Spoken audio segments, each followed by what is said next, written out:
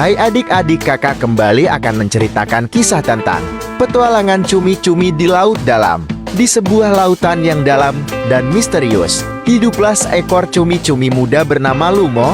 Lumo berbeda dari cumi-cumi lainnya. Ia selalu penasaran dan berani, selalu ingin menjelajahi tempat-tempat yang belum pernah dikunjungi oleh cumi-cumi lain.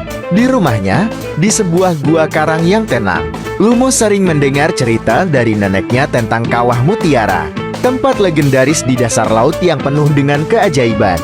Menurut legenda, siapapun yang menemukan kawah mutiara akan mendapatkan kekuatan untuk menguasai lautan. Suatu hari, rasa penasaran Lumo tidak lagi bisa dibendung. Ia memutuskan untuk berangkat mencari kawah mutiara. Meski banyak yang memperingatkannya tentang bahaya di laut dalam, dengan tentakelnya yang lincah, Lumo berenang melewati terumbu karang, melewati makhluk-makhluk laut yang berwarna-warni, hingga akhirnya tiba di perairan gelap dan dingin yang belum pernah ia jelajahi sebelumnya. Selama perjalanannya, Lumo bertemu dengan banyak makhluk laut yang aneh dan menakjubkan. Ada seekor ikan lentera yang bercahaya dan menunjukkan jalan ketika gelap mulai menyelimuti.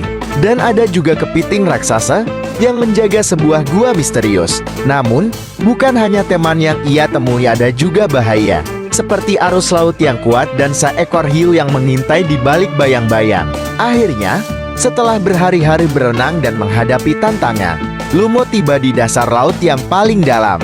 Di sana, ia melihat cahaya lembut yang memancar dari sebuah lubang besar di dasar laut. Itulah kawah mutiara. Di dalam kawah itu, terletak mutiara terbesar yang pernah ia lihat, bersinar seperti bintang di malam hari. Ketika Lumo mendekat, mutiara itu bersinar lebih terang dan tiba-tiba, lautan di sekitarnya menjadi damai dan tenang. Lumo tidak mengambil mutiara itu, karena ia tahu kekuatan sesungguhnya bukanlah dari memiliki benda tersebut, tetapi dari keberanian dan tekad yang ia tunjukkan dalam perjalanan. Dengan hati yang penuh rasa syukur, Lumo kembali ke rumah, membawa cerita baru untuk diceritakan kepada teman-teman dan keluarganya. Dan sejak saat itu, Lumo dikenal sebagai cumi-cumi yang paling berani dan bijaksana di seluruh lautan. Demikianlah cerita tentang petualangan cumi-cumi di laut dalam. Semoga cerita ini menarik dan menyenangkan.